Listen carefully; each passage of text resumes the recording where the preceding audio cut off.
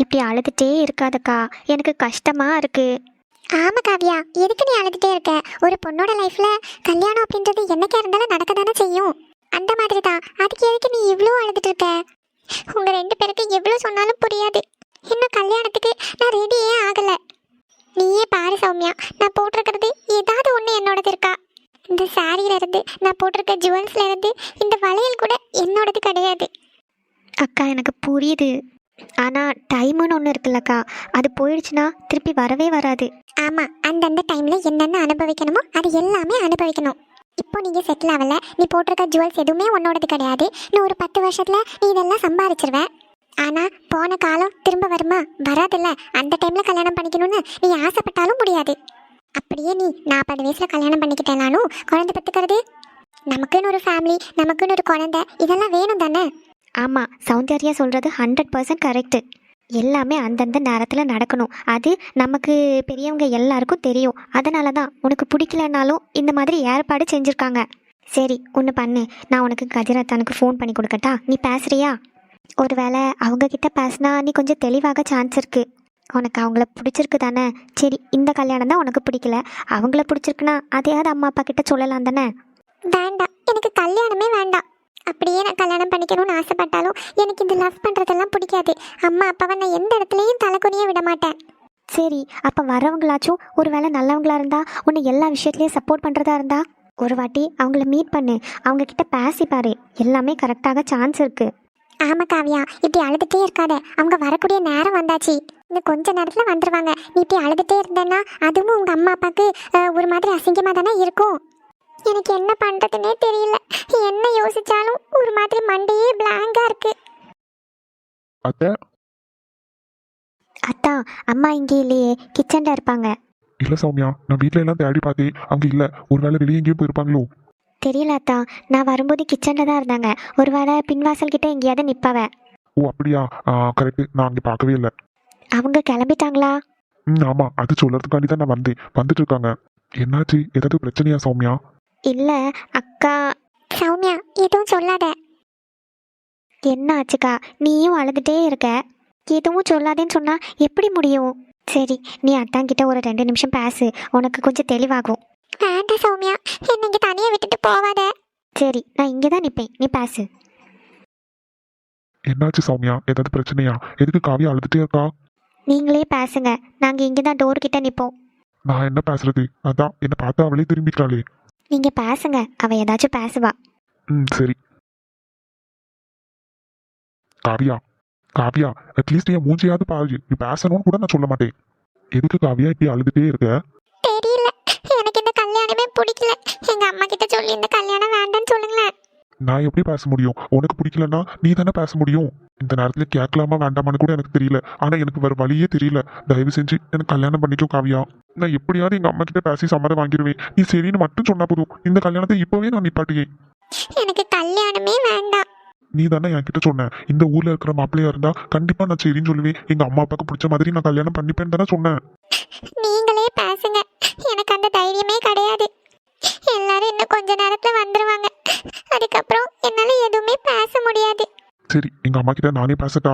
நானே அவங்க கிட்ட பேசுகேன். அவங்க காலில் கையில விழுந்தாதான் உன்னை கல்யாணம் பண்ணிக்குவேன். நீ சரின்னு மட்டும் சொல்லு காவியா. அதுக்கப்புறம் என்ன வந்தாலும் நான் பாத்துக்கிறேன். வாயை திறந்து ஏதாவது பேசுமா? அக்கா, அவங்க வந்துட்டாங்க. அத்தா, அம்மா கிட்ட பேசுங்க, நான் உங்களே கல்யாணம் பண்ணிக்கிறேன். அக்கா, நிஜமாவா? ஆமா, ஆனா எல்லாரும் சம்மதம் சொன்னா மட்டும்தான். இது போதும் காவியா, நானே எங்க அம்மா கிட்ட பேசுகேன். சௌமியா, உங்க அக்கா கிட்ட சொல்லு, தைரியமா இருக்கிறதுக்கு. நான் தான் இவளை கல்யாணம் பண்ணிப்பேன். சரியத்தா. வந்திருக்கிறவன எனக்கு சுத்தமா பிடிக்கல. எனக்கே பிடிக்கல, காவியாக்கு எப்படி பிடிக்கும்? எனக்கும் தான். நீ இன்னும் பார்க்கவே இல்லை, உனக்கு எப்படி தெரியும்? பார்க்காம நான் சொல்லுவேன், எங்க அக்காக்கு கரெக்டான ஜோடி நீங்க தான். உங்களை விட்டு வேற யார் வந்தாலும் அவனை எனக்கு பிடிக்காது. அட, அக்காக்கு வெக்கத்தை பாரு. போங்க, போய் பேசுங்க. சரி மேடம். சௌமியா, பார்த்துக்கோ, ஒருவேளை அவங்க பையன்கிட்ட பேச சொல்லுவாங்க. அப்படின்னா தைரியமா பேச சொல்லு. அவன் எது கேட்டாலும் ஆமா இல்ல அதை மட்டும் சொல்லிட்டு பேசாம நிக்க சொல்லு, சரியா? சரியத்தா, நான் பாத்துக்கிறேன், நீங்க போங்க. ஓகே, பாய். அக்கா, அத்தானா பாத்தியா? நீ கல்யாணம் பண்ணிக்கிறேன்னு சொன்னதும் எவ்வளோ சந்தோஷமா போறாங்க. உனக்கும் பிடிக்கும் தானே? என்னடி சிரிச்சுட்டே இருக்க? கல்யாணத்துக்கு உனக்கு ஓகேவா? ஆமா ஓகே தான். அட இந்த கதிர் பையன் வந்து என்னதான் பேசிட்டு போனானோ, இவ்வளவு சீக்கிரம் கல்யாணத்துக்கு ஓகே பண்ணிட்டா. கல்யாணத்துக்கு ஓகே தான், ஆனா மாப்பிள்ள இப்ப வந்திருக்கவன் கிடையாது, எங்க கதிரத்தான். அடி கள்ளி, சைக்கிள் கேப்ல மாப்பிள்ளையே மாத்திட்டியா?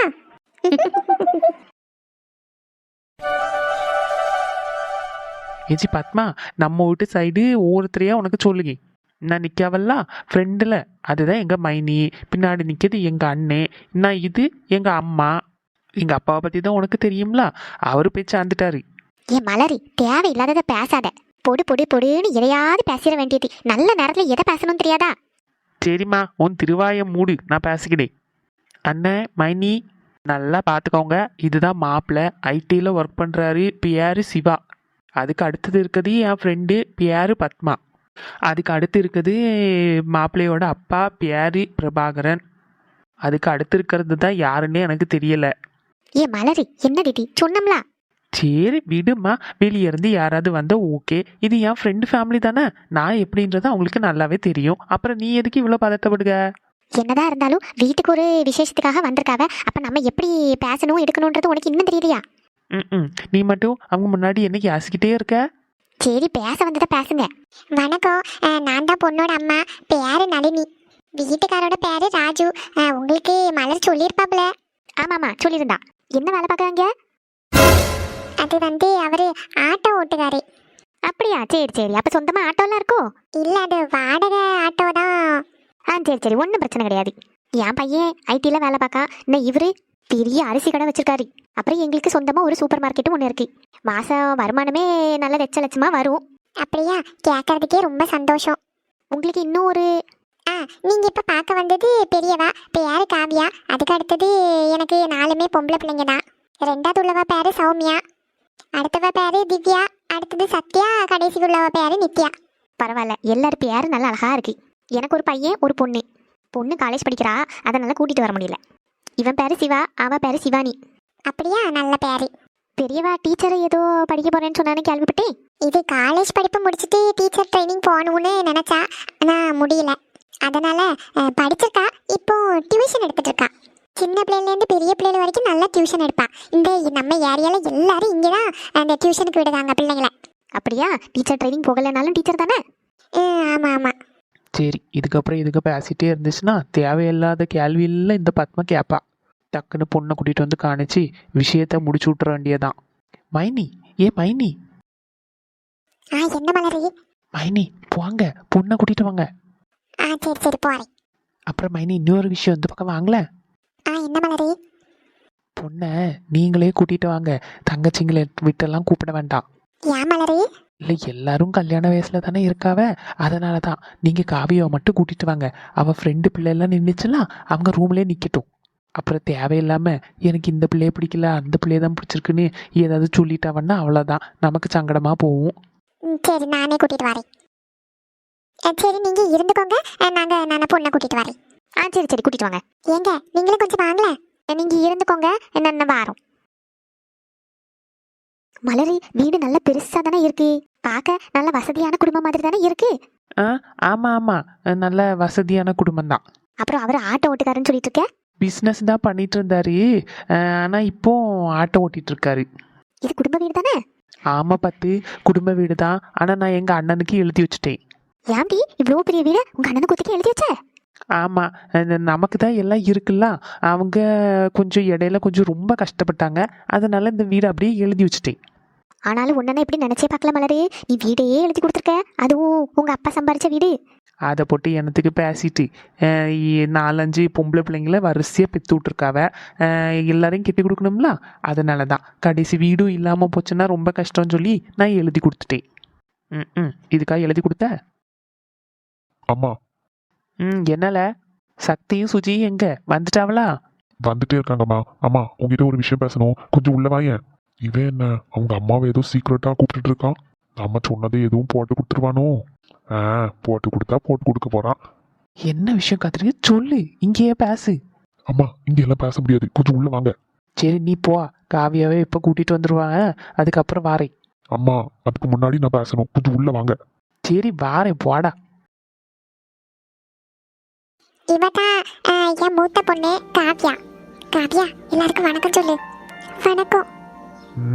அன்னைக்கு பார்த்த மாதிரி அப்படியே இருக்கா. ஆனா என்ன கொஞ்சம் குண்டாயிட்டா.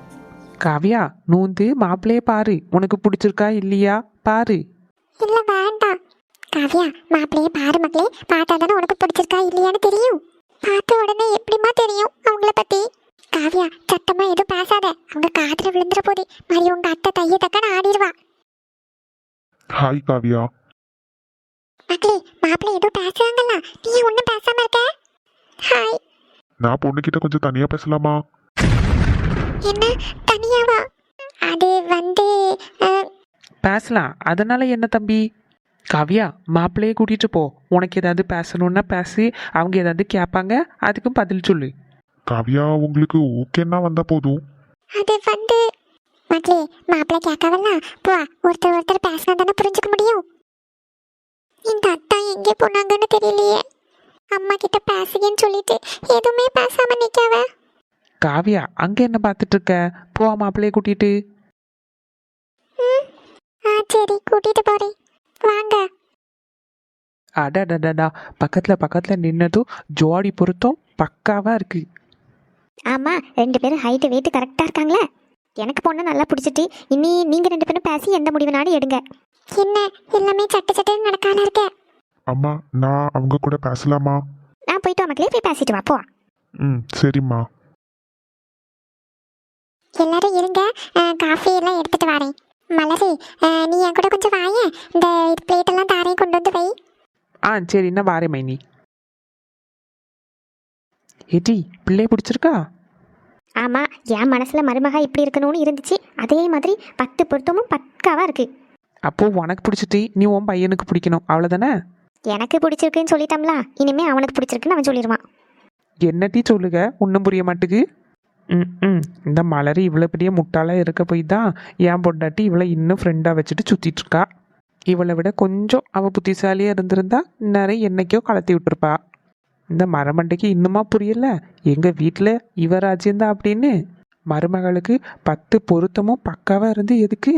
இவ என்னத்தை சொல்லுகாலோ அதுக்கு தான் மகனும் மருமகளும் மண்டையை ஆட்டணும். நானே அப்படி தான் இருக்கேன். அவள் சொல்லது வச்சு இந்த மரமண்டைக்கு புரிய மாட்டுக்கு.